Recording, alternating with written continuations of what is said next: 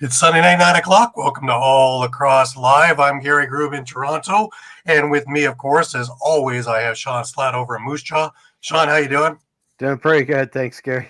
Excellent. And with me also, I have Mike, Muffler Mike over in Connecticut. Mike, how you doing? I'm doing good. I have worn my tribute.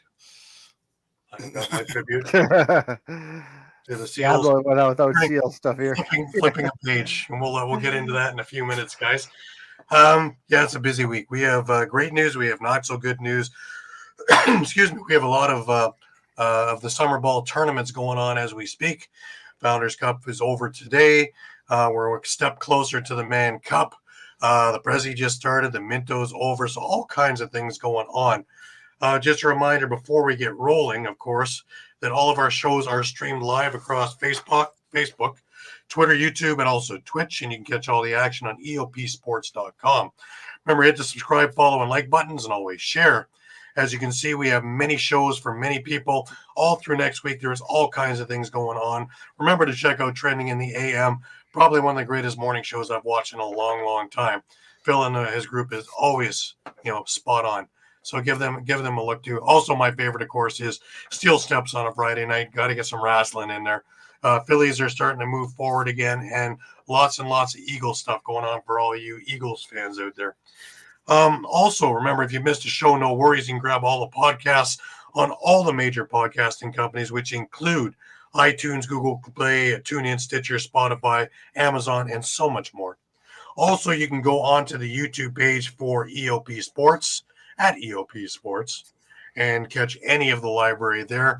If you're looking for our stuff in particular, please head on over to our YouTube page at All Across All the Time. And don't forget to follow and subscribe. And there you'll find lots of retro games, interviews, our library of shows, all kinds of other things as well. More retro games going to be added this week, another 3 games, one from Mill, 2 of them from old retro NLL stuff. So really cool stuff coming up. Remember, you can stay up to date with all sports by visiting eopsports.com with great articles from our huge staff of contributors. While you're there, please subscribe to our newsletter. Well, what can I say, guys? It has been a week. Philadelphia has gotten that much closer now to having their full bench and everything else. We talked about Ian Rubel being hired as the head coach. Well, Paul Day went out and hired another cop. Another Niagara cop at that. So the entire Niagara force is now on the Philadelphia bench. If there's a starting brawl, they'll arrest everybody. Don't you worry. But a friend of mine and a good friend of our show, Pat McCready, who, if you remember, went into the NLL Hall of Fame, one of only 37 players to be in the NLL Hall of Fame, and probably one of the few defensive players to go into the Hall of Fame. Pat is now the defensive coach for the Philadelphia Wings, and that is a huge step forward for the woes that had them in the last couple of years in the doldrums, because their problems have been defensive. And I'm going to throw it over to you, Mike. What do you think? No, I mean, I think this is a phenomenal hire here. I mean, you're talking about arguably the best defender of, I'd say, the late Mill, early NLL era, and probably still top 5, top 10 all time in the history of the league in terms of defender. Right. So, obviously his Hall of Fame induction was well deserved. Absolutely. And this is huge for the Wings. So, hopefully they can. I wouldn't be surprised to see some significant turnarounds in their defensive statistics next year. And Eduardo's with us. Good to have you with us, Eduardo. Yeah, I agree with you, Mike. He's a storied career. Remember, his father was the original Bandits coach in the early '90s, and he was back on the bench when Pat got moved to Buffalo in the early 2000s. Because Pat had a couple of stays with Rochester, Buffalo, Toronto, back with Rochester to finish off his career. We're in the sea. Lifted the cup a couple of times, and he's played with the Gates. He's played with all these guys along the way as well, and tough as nails. Not the biggest guy on the floor, but you never measure the heart of a man by the size of his jersey. And I think he will rub off greatly on his team. Shawn, what do you think? Yeah, not to repeat what everyone else has said. I mean, they knocked that tire out of the ballpark, right? You got one of the best defensive minds out there right now, and like we said, that's kind of the spot that's really hampered Philadelphia in the past few years. So yeah, you should see a huge improvement. Right, I agree. I think almost immediately, where you're going to see different systems set up and things like that. Plus, he's a very, very personable guy, and he's a player's kind of coach who's a player's player. So yeah, he'll be able to relate well with his squad. And I think that you're going to see immediate improvements over there on both defense and transition, because Pat was a good transition guy too. So he'll get along with Scott Dominy very, very well. And I expect to see a lot of really great things from that team and from that core, especially with maybe a dispersal draft. We'll talk more about that in a little bit, but definitely with the upcoming entry draft coming in, and you have 3 guys who are all of the same mind in there. It's funny because I was talking with Rob Williams, assistant coach in Vancouver, head coach of the Burrards, on Thursday before his feet cacked out. We're gonna redo the show on the 12th, but while we were talking about Paul Day and his passion as a coach, as a player, and the people who have jumped on him really are out of line. You can't judge a man and his career on a team underperforming for him, and it's not like he didn't put together a really good squad over the last couple of years. So just throwing that out there. But now to have a little bit of a different complement in there, you got McComb and you've got McCready on there, as well as Ian Rubel. So you got some great lacrosse minds and some different thoughts going on in what's been going on either, just to change things up a little bit as well. So change the culture up. I think Philadelphia is going to be pleasantly surprised, happy, all the rest of that. All right. He's 5'5". Thank goodness. Mm-hmm. Absolutely. Yeah, absolutely. Yeah. Absolutely. And all the guys who are jumping on him and the Philly fans. I know that's the culture, but you guys got to take a breath. Take a breath. It's as you saw last year when he broke down in one of the press conferences, that he just cares so much about his players and his team that he takes these things to heart. Probably one of the reasons why he stepped away in Peterborough this year was just a little bit too much to be in, 2 separate dogfights for 11 months of the year. You got to take a breath a little bit. All right. To the not so great news of the week. Austin Stotts. Now we know that we haven't seen him in the MSL playoffs after a fantastic year with the Chiefs during the year, where he finished second in scoring overall, and he didn't play all the games. So he's got himself in trouble with the law. again. And as we all know from his track record, he does have anger issues. He's been thrown out of the PLL for getting into a fight with another player. He's had, brushes with the law before. If he was playing, he would be serving a 7-game suspension due to his lack of discipline in the playoffs last year. So the NLL would have had him for 7 games as well. But this is a little more serious than that. Austin Stars has been charged with assault with choking, threatening death, bodily harm, assault with choking, forcible confinement, failure to comply with probation, and failure to comply with a release order. According to the court documents, Stotts was arrested on August 11th, 2024. The Brantford police on Thursday confirmed that Stotts had been arrested and charged on the 11th. No further details were released. Stotts appeared in court virtually on Thursday to have the charges spoken to. He remains in custody and is scheduled to return to court on the 29th. Prolific scorer Stotts played for the San Diego Seals of the National Lacrosse League. In a statement released Wednesday, the team said it is aware of the charges. We wish him the best. Hopefully he's able to get out of these things and seek some help. Obviously, there are some other underlying issues that's going on because we see a constant in this. This isn't a one-off and, you get drunk and lose your temper. This seems to be a constant. Wherever he goes, there seems to be something going on. So I'm hoping he gets the help. Because, I've had many conversations with him, and he really is a very nice guy. But, situations arise, and like I say, I hope he can get the help that he needs. But I see Mike's got a Seals jersey on his door. I am got a Seals jersey on, so we're looking at him. We're looking at him. But we wish him the best, and hopefully he's able to get out from under. And 26, he's still got a full career ahead of him. Let's just hope he can do it. A record, I don't know how easy it is to travel over the border. With a record pending that he already had, I'm surprised he was able to.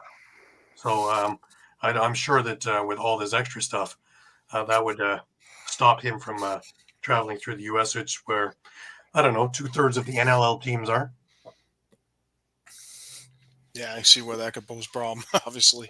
Well, even to play home games, come back to San Diego, he may not get there. You'll be playing 4 games a year. Yeah. 8 if you're with a team that's in Canada. Interesting. So curious to see how that all works out, and stick with us as news comes forward. We will have it like we had with this coming out. We're cutting edge. We're right on the cusp when everything comes down. All right, let's get to some better news. The World Lacrosse Under 20s have concluded, and we have some great news, guys. Japan won the bronze medal. It absolutely, amazing. Completed upstart campaign with the 2024 World Lacrosse Women's Under 20 Championship by stunning Australia in the bronze medal match 14-5 at Mongkok Stadium on Saturday afternoon. Japan's historic third-place finish is its best ever in its 8 appearances in the championship, and furthermore, the first bronze medal by Japan at any World Lacrosse Championship. The watershed moment came against Australia, who has 6 medals in the Women's Under 20 Championship and was defending the bronze medalist from 2019. Pretty great stuff. Amazing. Your silver medalist is Canada, and another great showing for them. And of course, your gold medalists are the United States. They extended its gold reign at the 2024 World Lacrosse Under 20 Championships with a 23-6 win over its rival Canada at Mongkok Stadium on Saturday evening. The United States is a back-to-back champion of the World Women's Under 20 Championships after winning in 2019 and has taken home 6 of the 8 editions of the event. The USA completed a dominant campaign in Hong Kong with a 7-0 record, 211 goals scored, and just 20 goals allowed. That's obscene. Attacker Emma Lipinto of the USA earned the most valuable player of the championship. Pinto had 2 goals and 3 assists on the night to finish her 7 games with 26 goals, 23 assists, 4 points more than any player in Hong Kong.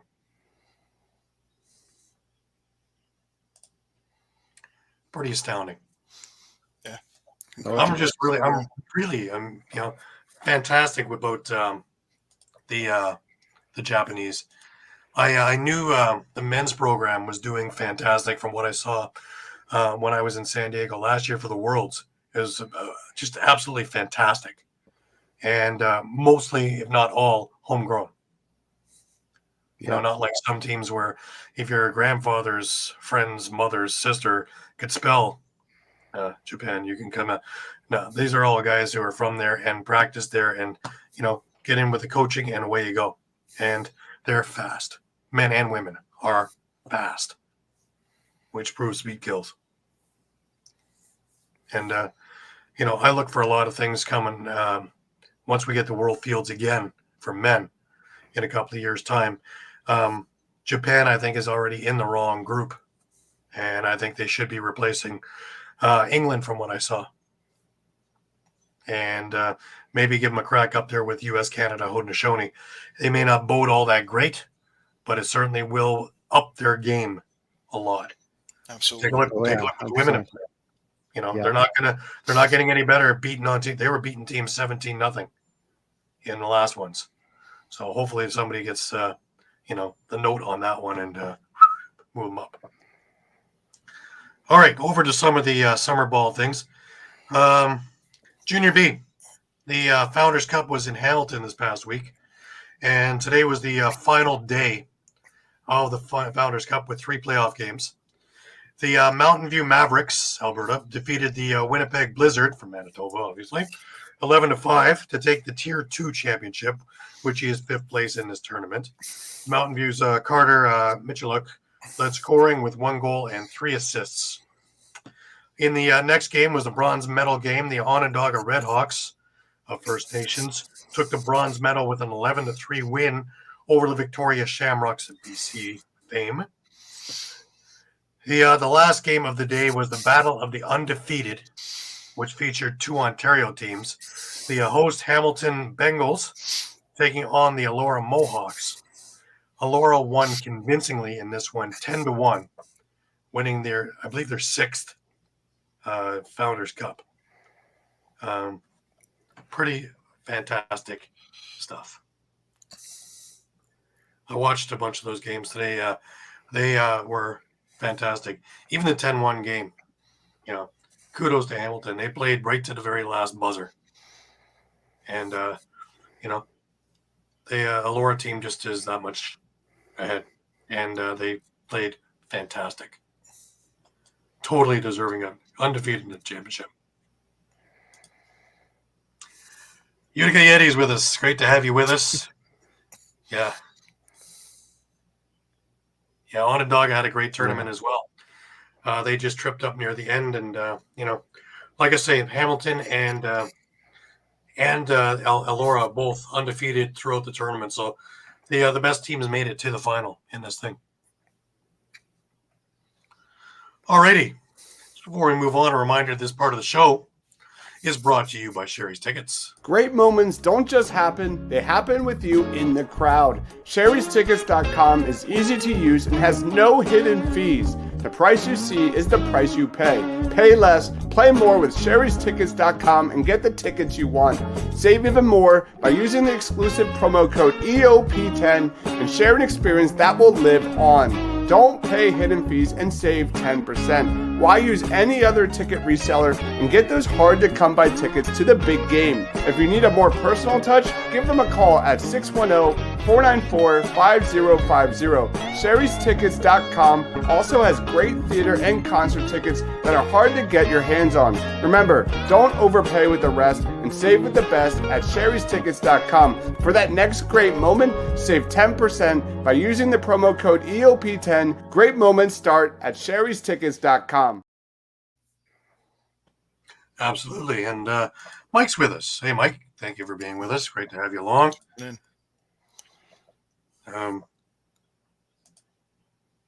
Hit the like button. Very nice. Thank you very much. Yeah. Appreciate that. Get a couple of stars while you're at it. That'd be great. Facebook thing, right? Anyways, let's continue along with the movement here. We head on over to the Minto Cup, and as you saw on the opening, the Coquitlam Adanacs are your Minto Cup champions, and there they are, the happy bunch with the Minto Cup, winning it at home, which is always a bonus. I think they're Pretty still packed partying. house. Still partying, Coquitlam, probably. Probably still partying. Yeah, that's right. Tell us all about it, Shawn. Yeah, sure. I think when we left off, we had one game going on Sunday night in the round robin. The rematch of the BC Junior A final, actually, Coquitlam against Port Coquitlam. And in this game, the Adanacs moved to 2-0 with a 17-7 win. Huge game from Jackson Dillon for the Adanacs. 4 goals, 5 assists for 9 points.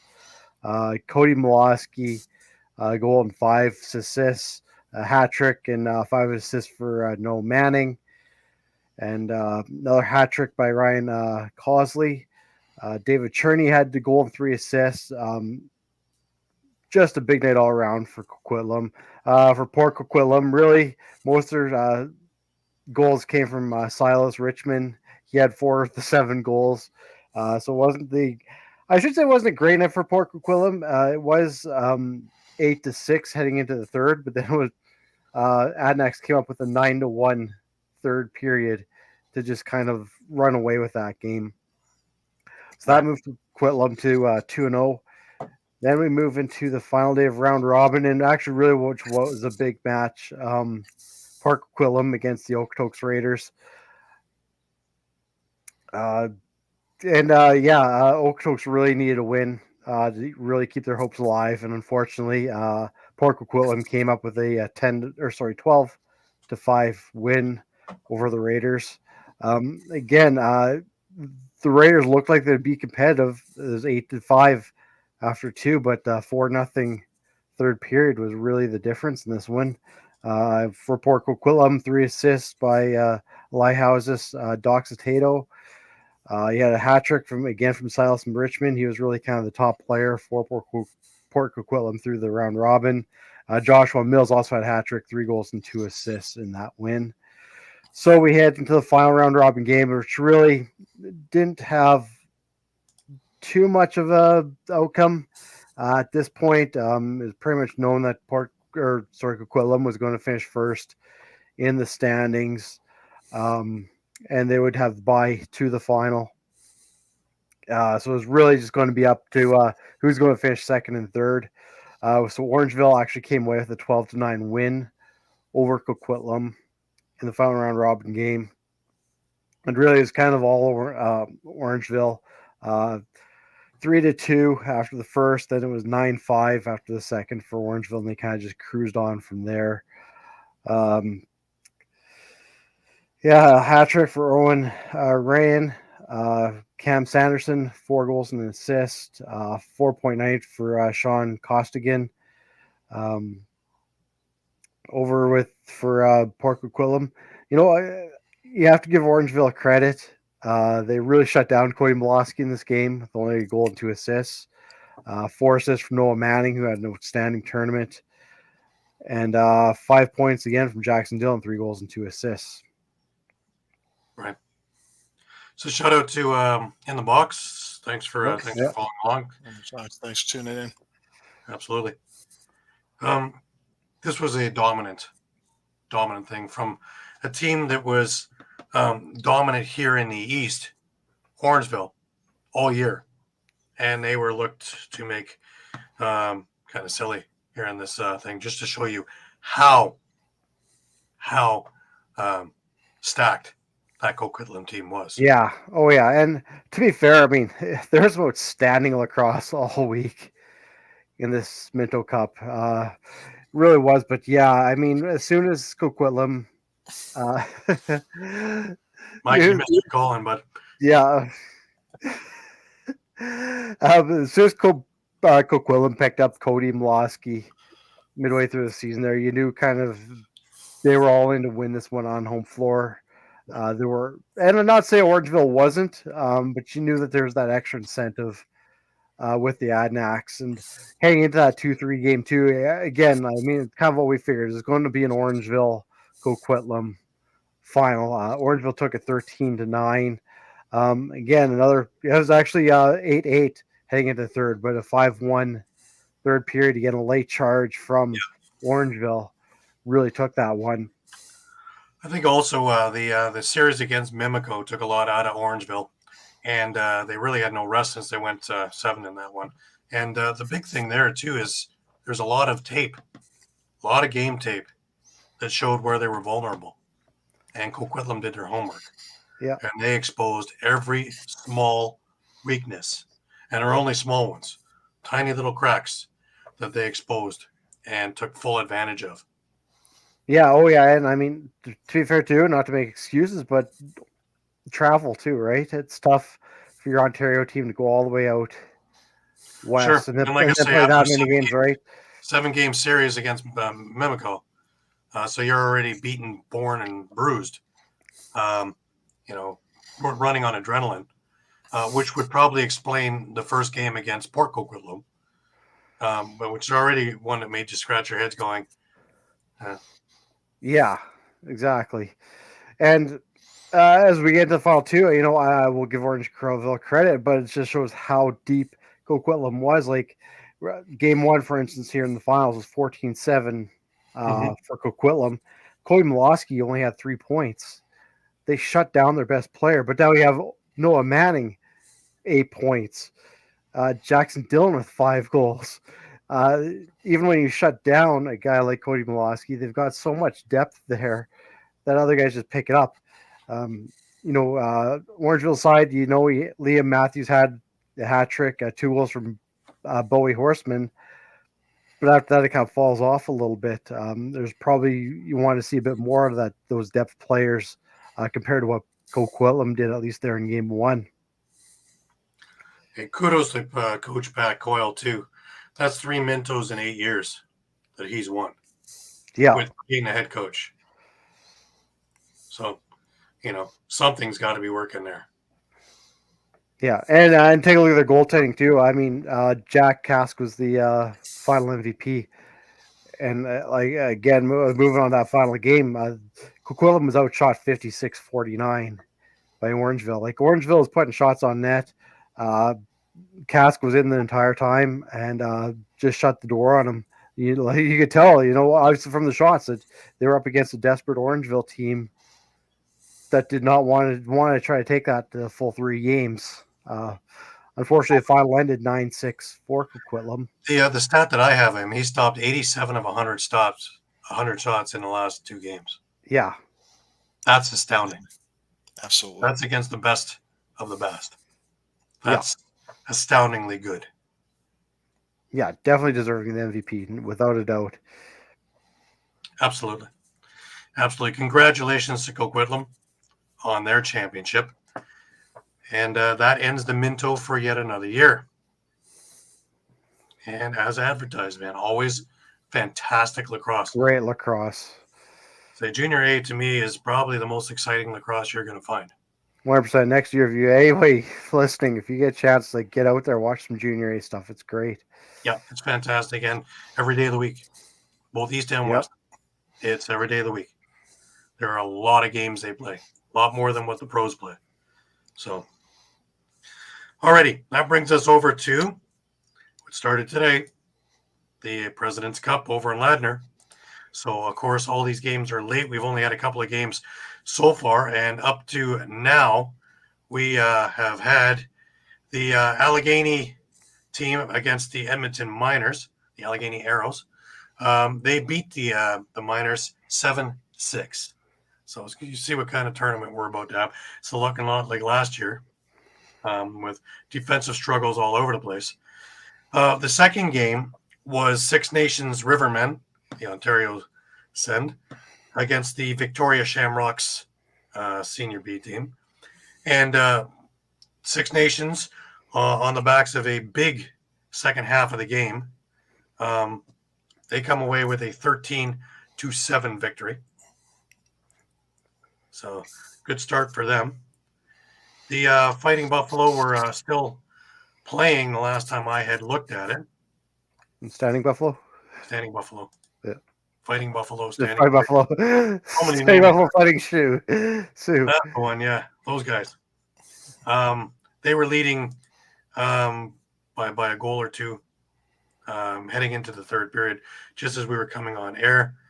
Of course, these sites, they don't really cooperate.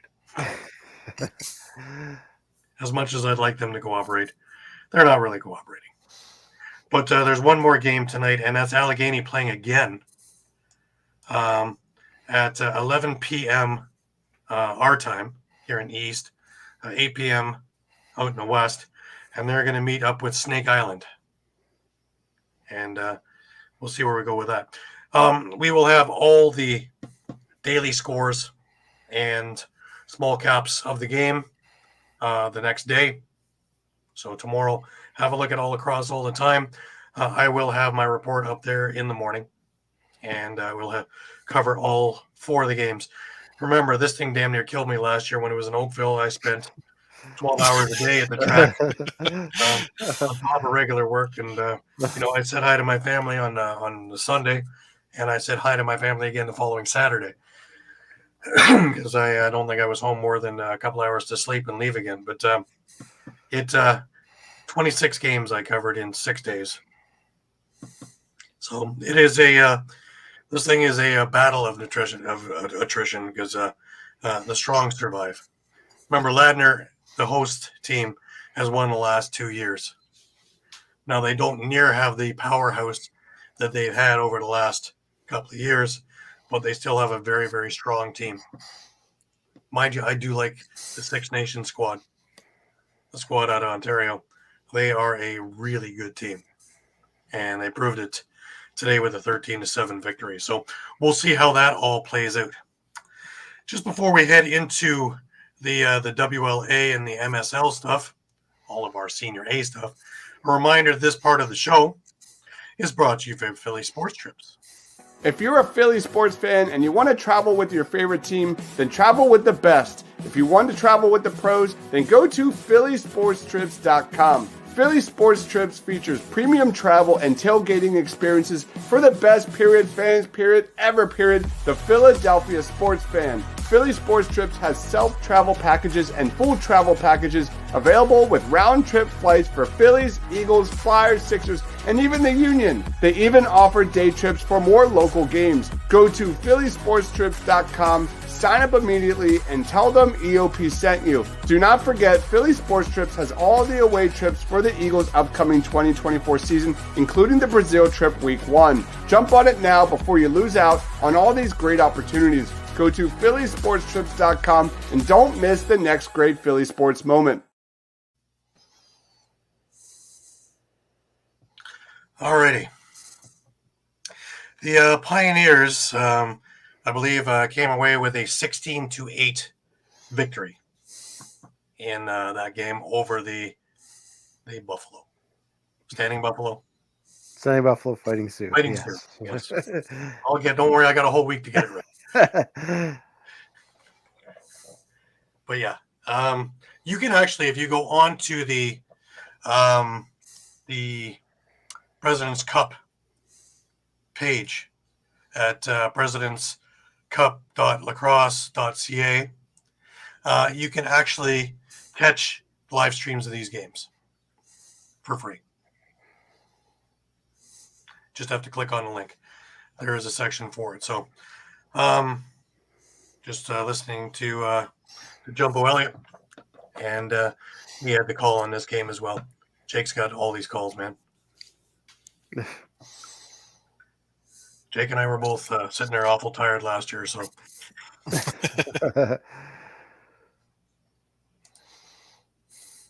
Oops. Thank you, Guido. Appreciate it. We are all over the place, and we'll be covering everything. And we touched on the stats. Yes, we did.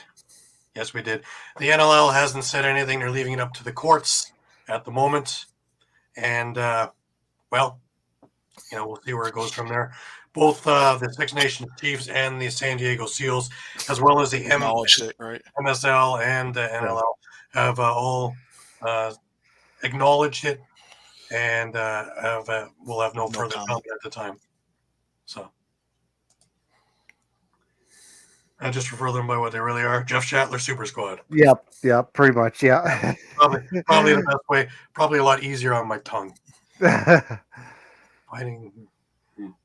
Standing Buffalo Fighting Sioux. There you go. I got it. There you go. You got it.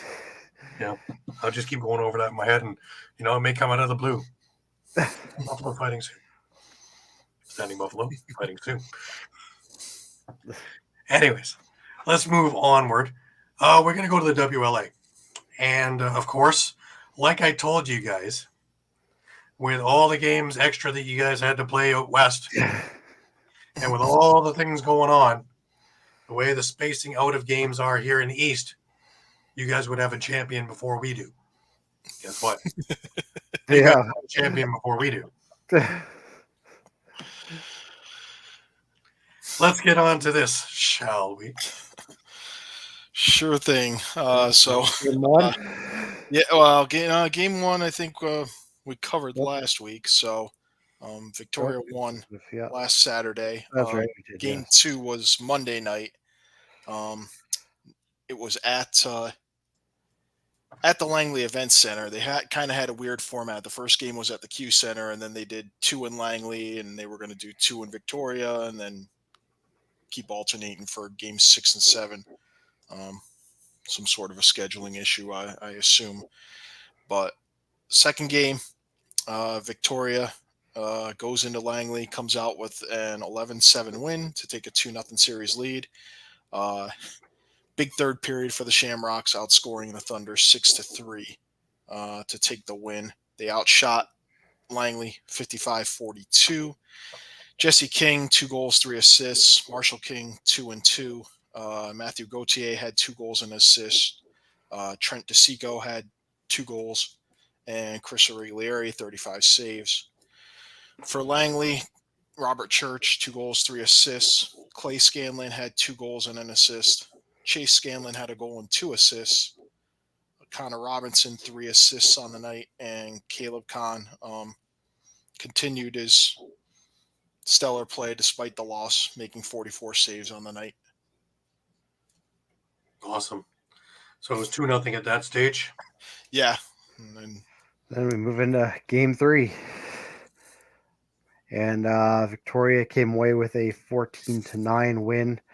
Again, this difference really was the second period, actually, where after one, it was 3-2 for Victoria, but then they outscored the Thunder 9-2 in the second period.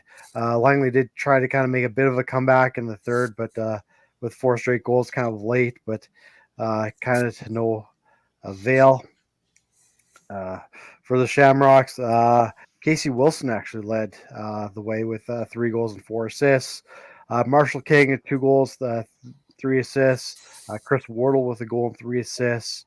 And Trent Diaco with a goal and 3 assists as well. And of course, Chris Auriglieri in goal, 32 saves, 32 saves on 41 shots. For Langley, Chase Scanlon, 4 goals and 2 assists. Then you have a little bit of a drop off. You have Connor Robinson with a goal and 2 assists. 3 assists by Graydon Bradley, 2 goals and an assist for Robert Church.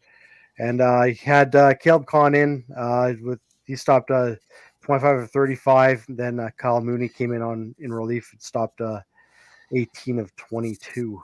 So that makes the series 3-0, and Victoria had a chance to sweep. All right, Mike, just before we get into game 4, I have highlights of game 4. So why don't we roll that, and then we can chat a little bit about that game.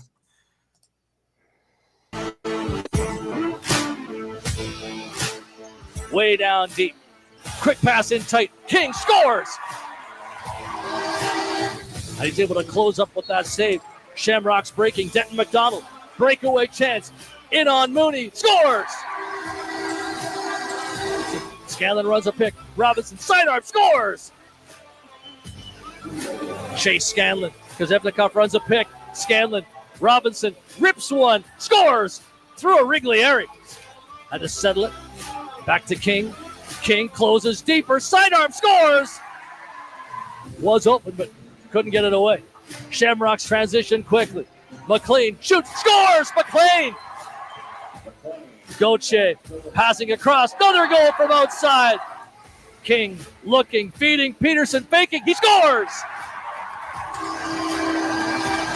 3-goal Shamrock lead, Victoria closing in. Feed to the front, Wilson scores! Cross floor, opportunity for Peterson, quick stick, what a finish! Outside look for the Shamrocks, here's Wilson shooting one, scores! Clay Scanlon to Robinson. Cross floor feed. Kozevnikov faking. He scores. Jesse King has it now. King cross floor. There's Marshall King scores. Moving up. Net drive. Wrigley area down and made the stop. Scanlon trying to do it on his own. Here's Phillips. Moving towards the net. Phillips scores. And I think it is sweeter at home. But they'll go on the road as Western champs. The Shamrocks win the WLA in 2024.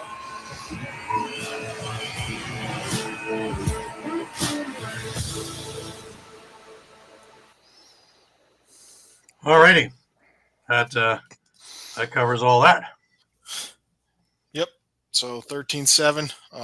Victoria sweeps Langley in 4 games, winning at home. Big second period. They were down 3-2 after 1, and they outscored the Thunder 8-1 in the second period to kind of run away with the game. 62-40 on the shots for Victoria. Jesse King, 2 goals, 4 assists. Clark Peterson and Casey Wilson both with 2 goals and 2 assists. Marshall King had 2 goals and an assist. Chris Irregolari, 33 saves. For Langley, Connor Robinson had a hat trick and 3 assists. Clay Scanlon had a goal and 3 assists. Kozevnikov, a goal and 2 assists. Chase Scanlon had 5 assists on the night. Kyle Mooney made 43 saves in a little over 50 minutes of play.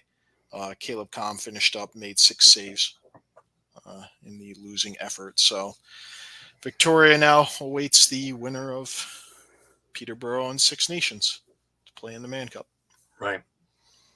It's their 22nd title, by the way, WLA. So, and they basically finished the season, what? 1 loss. 25-2. Losses. Yeah, pretty amazing. Eh? Yeah. So, Six Nations won't have 25, but they've got 2 losses so far. So, but when we left off last week, it was 2-0 for Peterborough, and everybody was going, what the heck is going on here?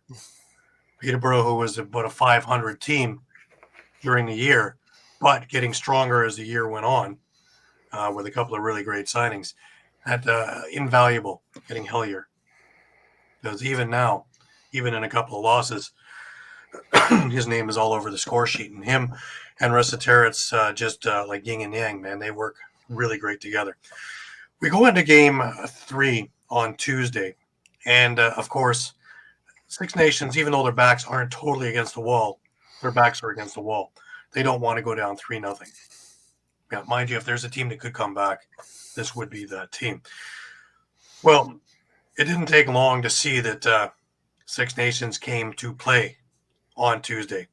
And here we went. Eli McLaughlin, less than 2 minutes into the game, and it was 1-0. Jameson on the power play, it was 2-0. Randy Stotts at about the halfway point of the first period, and it was 3-0. Brian Cole, a minute and a half after that, and it was 4-0. You can see where we're going with this. However, the one thing that has really hampered Six Nations has been their undisciplined play. A lot of penalties they took in the first 2 games, and it cost them. Well, this time around, again, they're taking penalties. Turner Evans on the power play. Joe Resetarits on the power play. Thomas Hogarth with a shorthanded goal. And 4-0 becomes 4-3. And people are starting to go, wow, this is what I remember in the first two games. Travis Longboat with just under 2 minutes left in the first. And Six Nations comes away with a 5-3 first period lead. From that point on, Six Nations put it into another gear. Peterborough wasn't able to keep up. The second period just kind of put an exclamation point in this game, and it made it an emphatic we're back. Cody Jamieson got a goal. We had a lot of end-to-end action after that for about roughly 12 or 13 minutes without scoring. Then all of a sudden the floodgates opened up in the span of about a minute and 20 seconds. Dane Smith, Eli McLaughlin, Cody Jamieson, and McLaughlin again with 4 solid quick goals. And before you knew it, 5-3 was now 9-3. And this, for all intents and purposes, was over. 10-3, I'm sorry. Third period was a lot more of the same, but Six Nations played a lot of keep away, just putting Peterborough to the side. Dane Smith scored about 5 minutes into the period. Travis Longboat scored again. He's having a hell of a series underneath the radar. And you'll hear his name a lot over the next little while. But Six Nations comes away with a 12-3 victory. Now, what better way to be we're back than that? Doug Jamieson was spectacular in net, in home. So they could breathe a little bit easier, but that wasn't where this was going to end. Because 2 days later, we're over in Peterborough.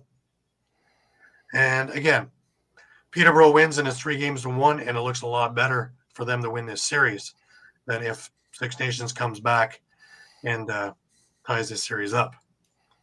And we had a hell of a series. This game was just slobber knocker. The first period was 5-5. Just to show you, Joe Resetarits opened up the scoring on a power play. Then Six Nations goes to work. Cody Jamieson, Brian Cole, Lyle Thompson, 3-1. Resetarits again with his second of the night. Jake Withers, unassisted, off the face-off, and Stutter stepped and in he went. And we had ourselves a 3-3 game. Thomas Hogarth gives Peterborough their first lead of the day, but Eli McLaughlin comes back and ties that game up again. Colton Armstrong repeating what he did with the game winner the day earlier, the last time they were in Peterborough, and Lyle Thompson ties it up. So 5-5 after 1. Peterborough comes back and opens up the second period scoring with Adam Thistlethwaite. So it's 6-5 for Peterborough. However, game of runs. And how explosive is Six Nations? Well, Brandon Bombery, Lyle Thompson, Brian Cole, and Larson Sundown. Boom, boom, boom, boom. And all of a sudden, 6-5 is now 9-6 for Six Nations. Resetarits gets his third with 34 seconds left on the power play. And we have a 9-7 game heading into the third period. Still very, very attainable. However, when your back's to the wall, you tend to come out with that best effort. Travis Longboat opens up the scoring 2.5 minutes into the third, 10-6. Sam Leclerc, 11-6. Resetarits with his fourth of the night, 11-7. McLaughlin, 12-7. Owen Hiltz gets one. Justin Martin gets one off of a turnover into the empty net. Warren Hill actually with the assist on the power play. With 1:09 left, making it 13-9. Tate Cadoni, he fired a shot that even the Six Nation guys were going, why? 3 seconds left in the game on the power play. Made it 13-10. This series tied up. Now, was the score as close as the game really was? Not really, no. As you can see, as this thing is going along, Six Nations is getting their footing. The Chiefs are starting to play a little bit more aggressive defense. The refs seem to be putting their whistles in their pockets a little more often. And, tempers are starting to be dialed up to about 11 or 12. We haven't quite boiled over to the absolute steaming and the pot going kaboom, but we're getting there. We're getting there. The beauty of a long playoff series, right, guys? Yeah. Let those tempers just boil over as though it's in a pressure cooker. And starting to see that now. But again, Six Nations, 59 shots, 55 shots for the Lakers. Warren Hill played great. There's just no two ways about it. He just played great. And he was as keen of setting things up going the other way as he was of stopping things coming his way. So all that field stuff, he was able to really, handle his paddle well. Which set us up for tonight. At 7 o'clock, they met in Six Nations. And again, another fantastic crowd. 1,000 plus over at ILA for this game. And again, it didn't disappoint. Rob Hellier, he opened up the scoring with a beautiful outside shot that went between the 5-hole. Lyle Thompson with a beautiful goal. Even if it was field, it would have been a beautiful goal. He was just outside the crease and just whistled a sidearm shot that just was still rising as it hit the net. This thing just sailed right over Kell's shoulder, and it took about 0.1 second to do it. Rusty Terrace came back, gave the lead to Peterborough, followed by Carter Page, and it was 3-1 Peterborough with about 3.5 minutes left in the period. Travis Longboat got one back with 15 seconds left in the first off Lyle Thompson feed, and it was 3-2 for Peterborough after one.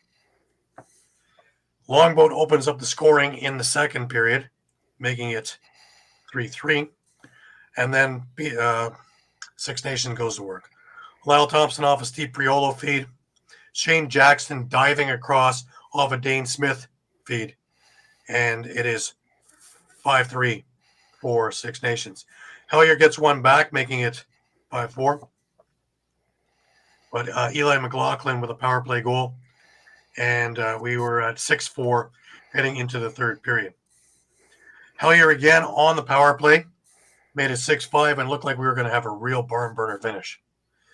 But the defense of Six Nations absolutely stifled anything that Peterborough put forth. The Lakers kept pressing, and the nation's Chiefs just kept having answer after answer after answer and held them off the score sheet. Travis Longboat again with about 8 minutes into the game, into the third, and he makes this thing a 7-5 game, giving a little bit of breathing room. Then Nonco Thompson gets an unassisted goal, picking up a loose ball, going coast to coast, and firing it over Kell's shoulder to the short side. And that was your final 8-5. The last 10 minutes of this track meet, and this was literally a track meet, hard-hitting track meet, because it looked like they were going to come to a wild end of the first period. I think it didn't help with Tyson Bell firing the ball into the Lakers bench as the period came to an end. Set a few guys off. There was a time there when Tyler Biles, walking by the penalty bench, gets into a jawing event with one of the Lakers in the penalty box. So you can see this is just a tinderbox waiting for a spark. Just waiting for poof. And I expect that to be Tuesday night in Peterborough, where Game 6 is now happening. Six Nations is up 3-2. They can finish off this series. And, the Man Cup, I believe, starts the Wednesday after Labor Day is when you have all your meetings. And I'm not sure if Game 1 is Wednesday or Thursday of the week after Labor Day. And that, as I say, is that. Just some great lacrosse, but boy, oh boy, if we were waiting for Six Nations to, come alive, they're full now. They're there. Just before we get into our next topic, just a reminder, this part of the show is brought to you by Dolan's Bar. When you're staying local and you want to watch a great game or just hang out with some great people, go to Dolan's Bar at 24 East Sellers Ave in Ridley Park, right off I-95 south of the Philadelphia airport. For over 65 years, Dolan's has thrived because of one reason: the amazing people of Philadelphia. Great music, great times, memorabilia, giveaways, great drinks, and great food. You never know when a former Philly sports icon walks through that door. You go to Dolan's at 24 East Sellers Ave, Ridley Park in the 19078. Tell PJ that EOP sent you. Go to dolansbar.com or follow them on Twitter, Facebook, Instagram, or TikTok. Yep, Mike had to. Me and Sumi Dog, we have a great thing going on. Alrighty. On to our next topic, and that, of course, is the NLL. Now, this coming week, we're going to have free agency open up after their couple of week hiatus to move it back for all this fiasco over with Panther City. And we're supposed to be hearing announcements Monday or Tuesday of whether Panther City moves to Tampa, is what we're hearing, or they dissolve and we have a dispersal draft coming Tuesday. Again, both things are up in the air. Everybody is tight-lipped about it. Nobody is saying anything about this. And it's funny because to keep it this secretive, that's work. In this day and age of internet and leaks, that's work. So, all the power to everybody in it. I'm hoping personally that we don't have a dispersal, that it moves to Tampa, and we try again there. And, in a little bit more of a metropolis that has a clue of box. And, I think that they could probably do quite well there in the home of the Tampa Bay Lightning. But Mike spent an awful lot of time this week working up, just in case we have a dispersal draft. And, of course, we have, as you saw from the beginning of our show, our mock dispersal draft. And I'm going to let Mike explain what's going on here. All right, so what I did was I took a look at the best rendition of the current roster that I could. It included obviously some guys that are on either injured reserve or pup list, or a draft list. There are also always some hidden lists here and there. They might have rights to guys that aren't always listed. But, with what I had available to me, I basically took everyone on the active roster, everyone on the practice roster, anyone who was on injured reserve or pup, and put that roster together and came up with 28 players. Now, guys that they drafted, what I did was I decided to consider them basically free agents and not available in the dispersal draft. Panther City has their rights. They might be signed to contracts, but considering they have zero service time, it's highly unlikely that any GM would probably take out a flyer before taking out a flyer on someone who's had service time in the NLL. So we are making some assumptions here. It's obviously not going to be perfect, but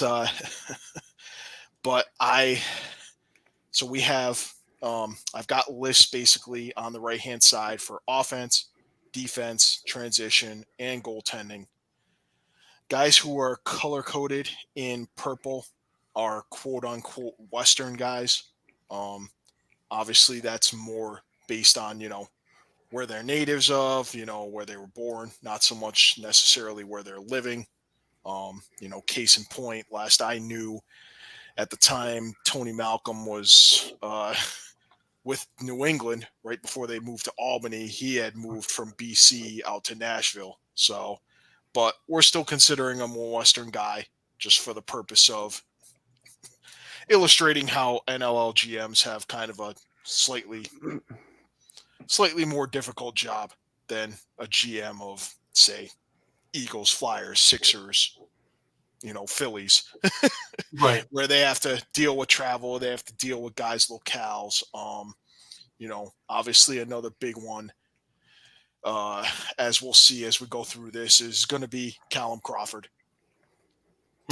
He lives in the Midwest, relatively close to Panther City. The next closest locale for him would likely be Colorado and then maybe Vegas. But, that Isn't whole that amazing that Colorado has the first pick? that whole move and trade and transaction that the former New York Riptide had done with Panther City was to get Crawford closer to home.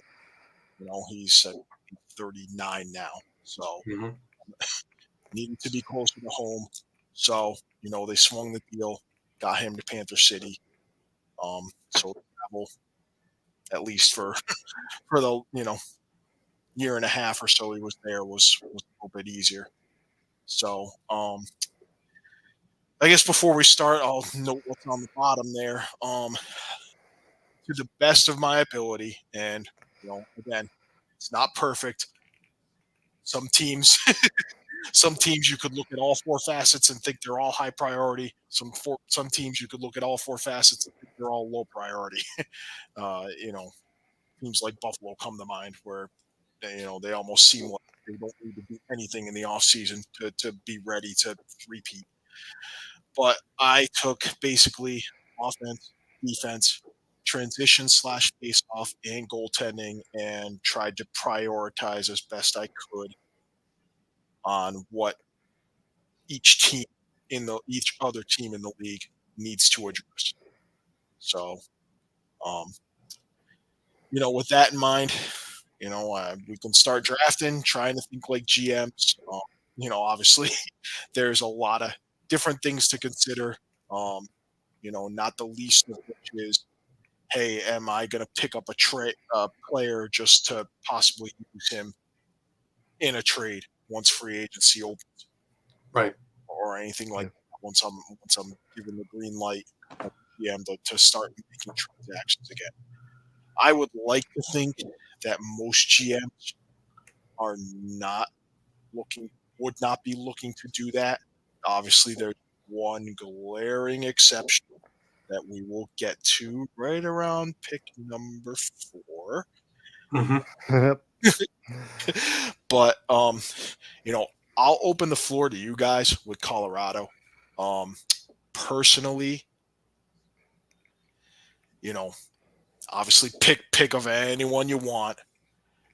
There's actually 3 or 4 possibilities that I think make sense here. The first for me would be Will Malcolm. Mm-hmm. I mean, you can't ignore what he's done this summer with New Westminster. You Right. can't ignore Yeah. what he's done in his 3 years with Panther City. He's basically the franchise leader in points, single season records, all that jazz. Colorado did have him, and there is an opening on the left side after they traded Chris Wardle to San Diego. And boy, that left side would be something else with him, Eli McLaughlin, and Connor Robinson for sure, plus Dylan Kinnear. But, I see a couple of different things. I also see the possibility that maybe they want to beef up their transition. Maybe they're thinking about moving on from Joey Capito. I mean, he has come off major surgery. The production is dipped a little bit, but maybe you want to inject life into that transition game again and go with Josh Medeiros. The other one that would really stand out to me is your right side of your offense. You have Zed Williams, you have Tyson Gibson. Ryan Lee, we don't know. We really don't. I mean, the obviously the numbers were there when they won the cup 2 years ago.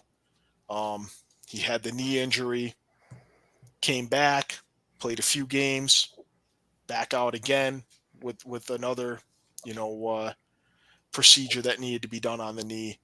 Now you're looking at, 2 major procedures in 2-3 years. You don't know what you're going to get. And I think they would be remiss to overlook the possibility of taking Jonathan Donville. That was my thinking. I'm 100% into Jonathan Donville going to Colorado.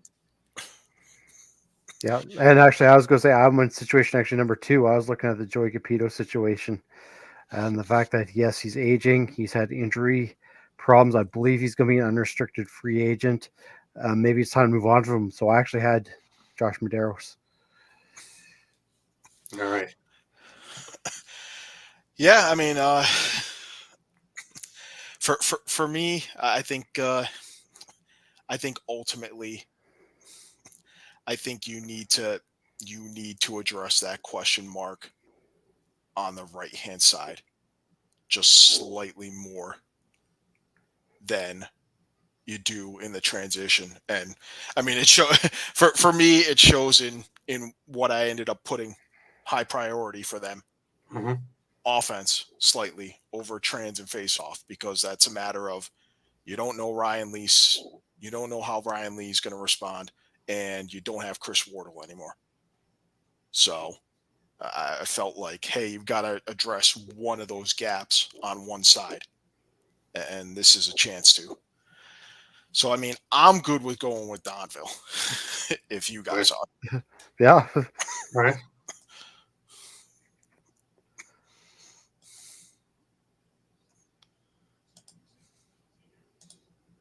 Okay.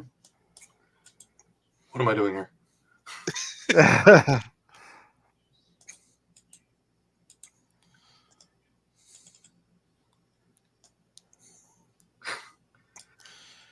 You can tell I don't have a lot of experience at this. Control X will cut and Control V will paste. Okay. Control X. And then click on the other and do Control V, and it should move it over. Here it is. There you go. Excellent. I know I've learned my my next career is all set up for me now. Imagine all the pads I have to throw away now. All right, we move on to Vegas. And again, I am the way Sean Williams has been working. I think he still needs offense, because they were sadly lacking in that last year. They had good defense, they had great goaltending, and Kells is showing this summer how great he is in that. But they need something. And me personally, I think Will Malcolm would fit there beautifully. Yep, that's exactly what I had too, for the exact same reason. Yep. All righty. Let's see if I got any better at this, guys. Control X. Control V. Oh, boy. We're coming. Philadelphia. Well, this one is going to be interesting, especially now with Pat McCready, new voice, and Ian Rubel, another new voice, as well as Paul Day being in there. So they have to hit on the defensive structure. And what better than to have an already proven defenseman? I'm looking at a guy like an Evan Messenger or a Matt Hossack. Yeah, I had Matt Hossack. Yeah. That was Matt Hossack. The only thing I might just throw in there, they had Liam Patton at one point. They did. So, I still agree. Go with Hossack. I mean, I almost feel like you can't go wrong with Hossack or Connor Sellers, because both can take faceoffs. Mm-hmm. They're not super proficient, And that's one of those things, I mean, I listed transition and face-off as their second priority, but it was only because they clearly needed defensive help. Oh yes, Yeah. Oh yeah. over and above everything. Yeah, and to get leadership on the level of either of those guys, Mhm. would be, the only the other thing that might kind of lean me towards Sellers is you've got some guys with some size. You can add just more size in Sellers than you would with Kostiuk. You can put him back with Chad Tutton, who he has familiarity with. So I almost feel like it's a little closer to a coin flip, but Right. I think we can go with Matt Kostiuk. Okay. I think it's Off he goes. Now we get into the Can't trade at this point. we become really, really cruel and take Nick Damoud. I'm going to put something to that though, because I think Aiden Walsh is their guy. Like they feel like I do too. they're guys. I don't think they're going to go goaltender here. Because they also have Connor O'Toole in the piper, right? Yeah, so I From really down the don't road. think they'll go Damoud. I don't think so because what are they saying about O'Toole and Aiden Walsh? They said we're done with you, unless you're bringing in a guy like Christian Del Bianco. Well, see, me That's a personally, different story, right? But yeah, well, and even then, you're not going to need Damoud, right? So yeah, I think personally that they work with, again, Evan Messenger comes to mind, Connor Sellers comes to mind. Which one works better in Rob Williams' defensive structure? they had a messenger at one point, did they not? yes. Yeah. I believe they originally drafted him when they were the stealth. So I'm so almost there's leaning towards that. Sellers then, I maybe. mean, there's also Lintz, but they had kind of. I think. My thing about Lentz is, I mean, he's getting older. He's been coaching. You don't know how much time he's got left. I see him dropping quite I a think bit. you got to Yeah. go young because I think Lintz. I mean, Lintz There's a lot ended of up. question marks whether he's only going to continue with Lentz. So Yeah, and I think he ended up just kind of being a numbers victim. No, just later in could the have been, season yeah. when they let him go, and he ended up signing as a free agent with Panther City. I think it was just a matter of, hey, we just didn't have the room for him. Right. Well,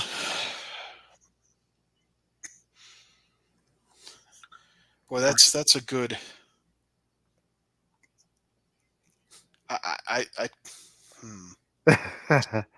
It's the tough one. I'm torn. This one I really struggle with because too. I don't think they wanted to let Messenger go when they did, but I think it was also a matter of. I think in Messenger's case, it took him a little longer to develop, maybe than they had wanted. But I don't think it fits into the structure as much as it did before. What Malowski and Williams are looking for. Whereas the Connor Sellers, he can do the face-off, and he can do a few other things in there as well. And he's a kind of a Malowski kind of guy. Yeah, I'm leaning towards Sellers, but that's all right. So let's. Well, it's funny because I see a number of guys that played.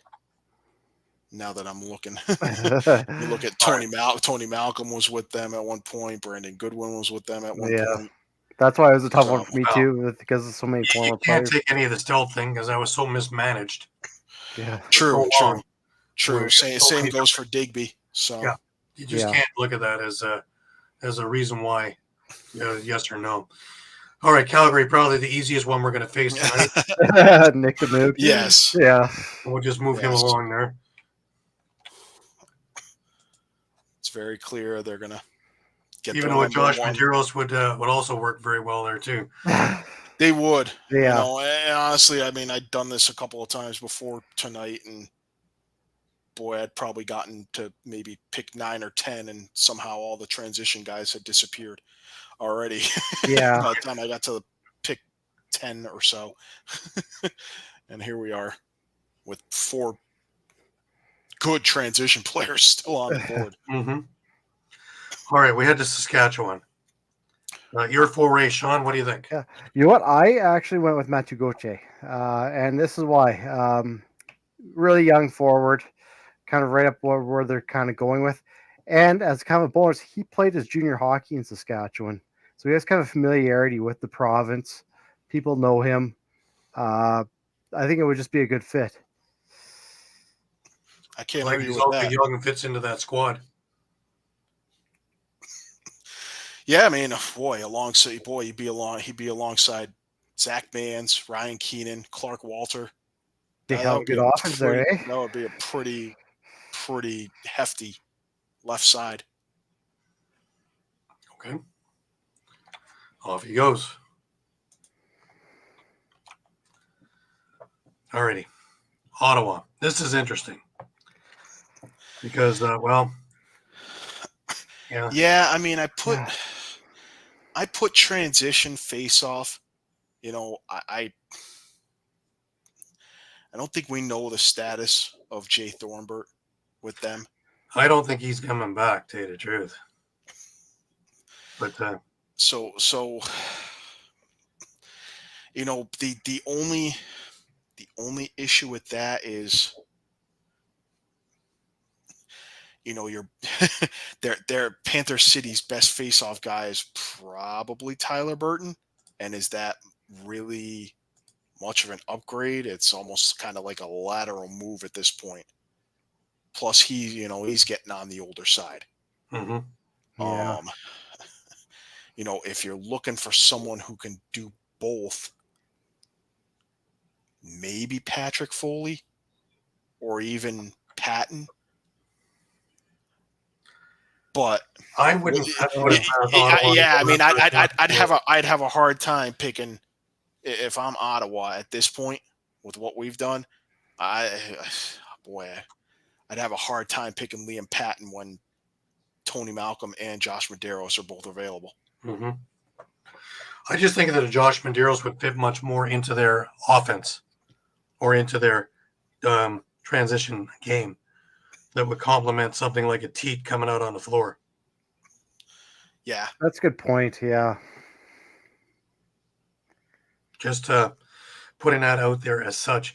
I don't think Tony Malcolm would be as much of that turn point, so to speak, that a Medeiros can change the way the defense is going to be looking for the opposition.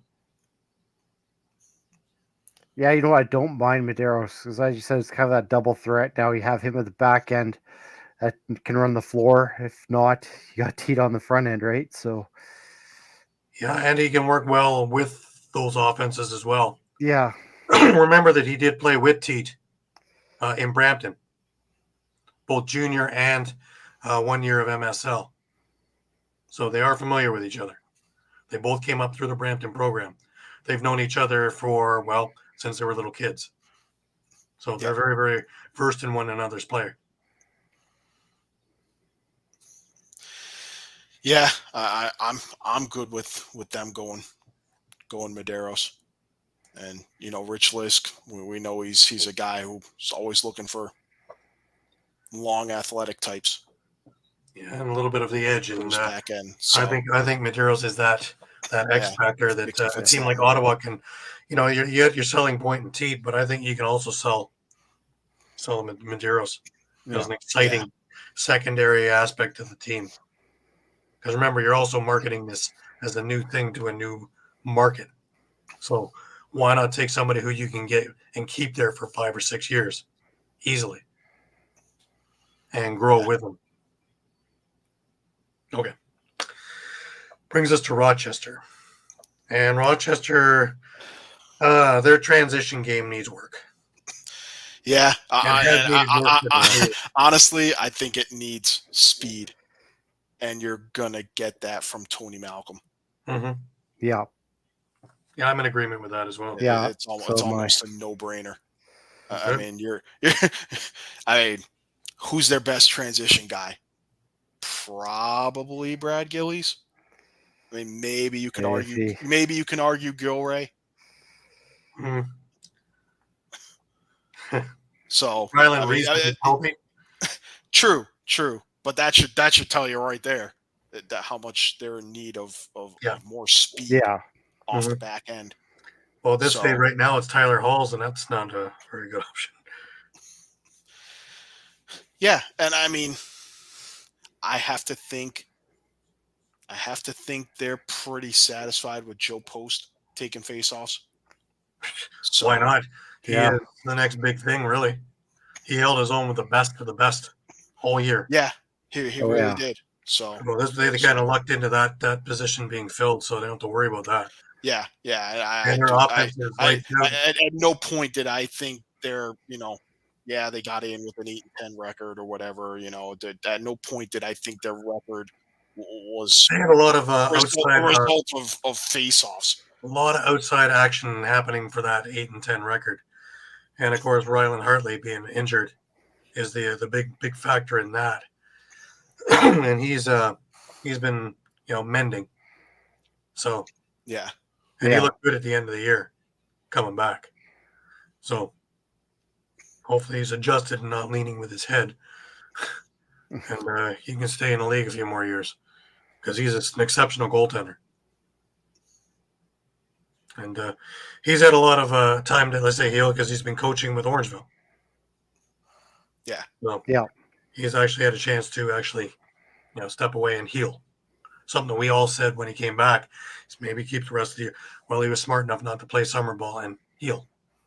So, Right. I think he's in the right frame of mind. Pardon the pun.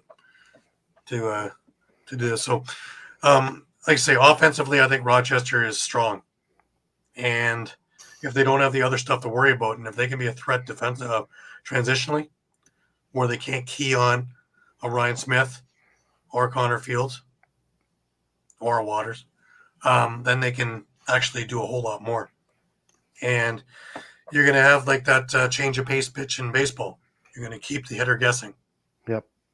And you're going to keep the defense guessing of what they're going to do. It's easy when they don't have any transition guys that are worth much. You can saunter out and just set. When you're not sure if they're going to run coast to coast or whatever they're doing, that changes the whole aspect of things. Take a look at Saskatchewan over the years. Take a look at, Colorado over the years. Really plays a big difference.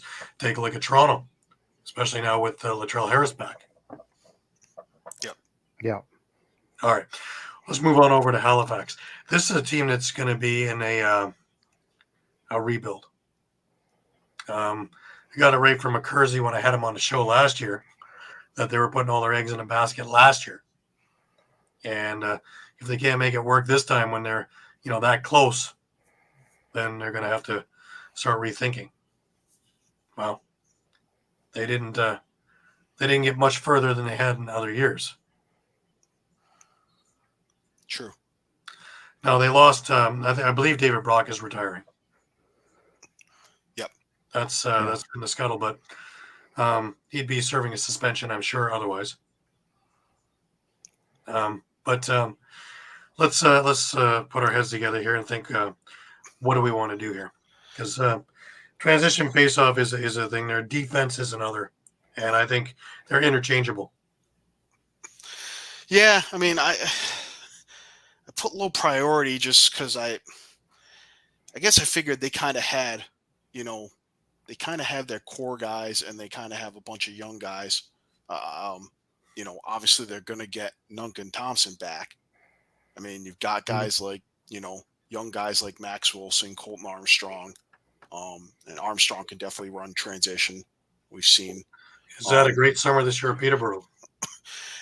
And of course, I mean, you've got your anchors in Graham Hossick and Luke Magnan. I mean, that's pretty much defenses. they're not going there. They're not going anywhere for the next 10 years. The two of those guys, other than if they decide to retire. Right. I mean, I just don't think that they're going to waste their spot with a goalie. No. Especially when you have Warren Hill as your starter. I don't think so. I mean, so you're not picking a backup goaltender in the first round. No. No. I mean, I think a Tyler Burton would be a Yeah, good. that was kind of what the top of my head was a Tyler Burton, but So let me just ask a couple of things before that.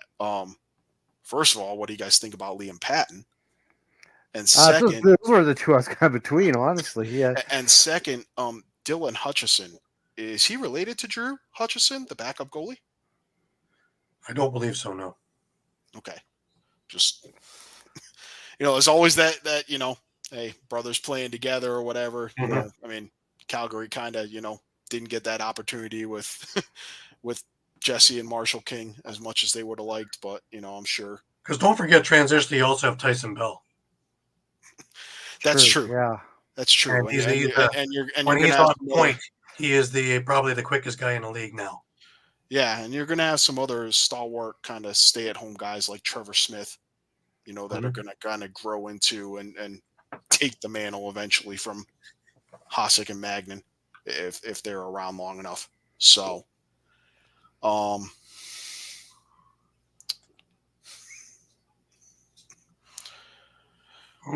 that I don't know. He'd already be gone by then. So. Yeah, yeah. Yeah, and that's yeah, I mean that's one of those things, unfortunately, fortunately, I guess you could say, we're not the ones getting paid the big bucks to to figure this out. Yeah.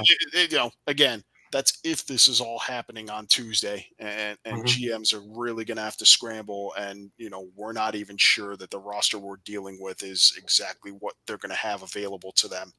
Right. Well, let's push forward because we got a lot of picks still to do here. Yeah, So. I mean, I guess you could flip a coin between Burton and Patton. The only thing I put in Patton's favor is he's younger. Okay. A fair amount younger. Okay, let's do that then. So, I'm not sure. I think Burton is 36. he's gonna. Yeah, he's been in the league for about 8 years now. So, all right, here's another one where it's you kind of flip a coin because what does Georgia need? Defense, if anything. Yeah. Yeah, I mean, I'll be honest. I'm looking at Patrick Foley. I was looking at that also, actually. Yeah, because I think he fits in with that squad a little bit more. I did have Evan Messenger there, but Foley's not a bad pick either. Honestly, and Foley was one of the few in-market guys for Panther City. So right, so it's not that far off. Yeah. If a relocation's required, which it may not be, because I think he does ticket sales for the team as well as the WNBA's Dallas Wings. So so that might be a role he continues in, but travel is. Yeah, he could do the drive actually, but regardless. All right, Buffalo. With Connor Farrell, do they really need a face-off guy? They don't, and I mean, transition maybe, but you still have Nick Weiss, right? I mean, you've got Weiss, you've got McKay, you've got Martin, you've got Spanger. Yeah, you got a lot of guys. Riolo, let's not even forget about him. He's looked like a fleeting bird this summer with Six Nations. Yeah, I don't know that you necessarily need, say, a Brandon Goodwin. Now here's an interesting one. Do you think if Phil Caputo could catch on with Buffalo? My biggest thing is that Caputo has been in a bunch of situations where he has been second banana. And he finally got an opportunity to spread his wings in Panther City and showed he can play. If he goes back to Buffalo, he's going to be fourth string at best. I was going to say, what about like a Jason Knox, like just to bring some youth into that aging lineup? That's a good point. Liam Osborne would be another idea, but Jason Knox is a big guy as well, which is what Buffalo loves. They love their big men there. So you can get a bruising offensive guy who can bang it and get those loose balls and get him out to Nanakoke, Kluche. He's a really young guy who could really learn a lot from Dane Smith. Oh, exactly. Yeah. That might be the best move. Mike, we think. Yeah, I mean, I think I don't think there's much of a choice. All right, off he goes. Alrighty, we're into Albany, and well, another team that is got just about everything and wants more. Yeah, I mean, they really do. Obviously, they don't need a face-off guy. They need a defenseman or two. They do, but remember, they've got Will Johansson coming back from injury now. Right. Yeah.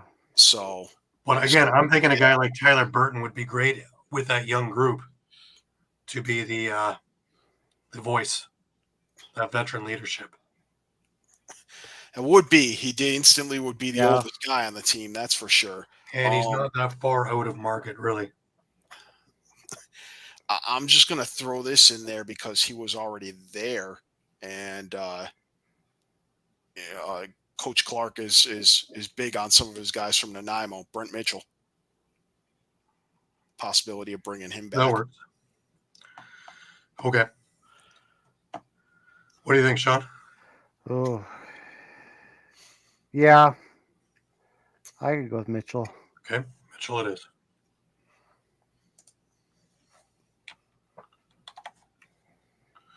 Now we're into San Diego, who obviously Elvis Nelson needs a forward. Yeah, they certainly do. This is one where either Crawford or Caputo would fit.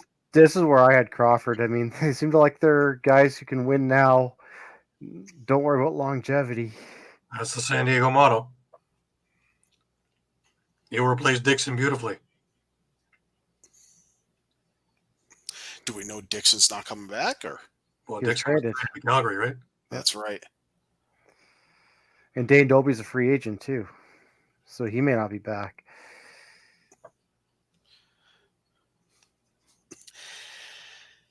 Yeah, but so in that case, I actually like a Tyler Digby in this situation, to tell you the truth, because you're going to rest your laurels. Why aren't you looking at Ryan Sheridan instead? Well, you're going to rest your laurels on Jacob Dunbar, and he proved he can do it with Westburn. Yeah, that's true. That's true. He had a phenomenal season with Burnaby. So in the summer,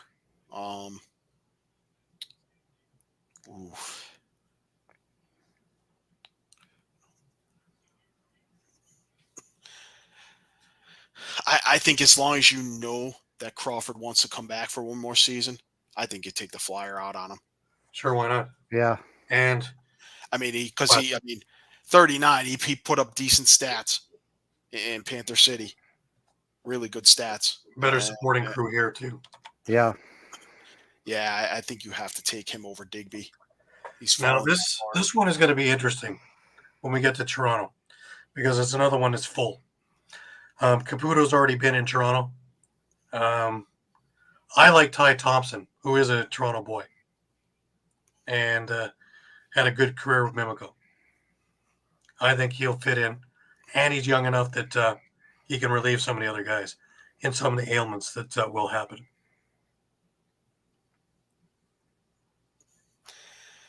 Yeah, I could see that. Yeah, I mean, you need some.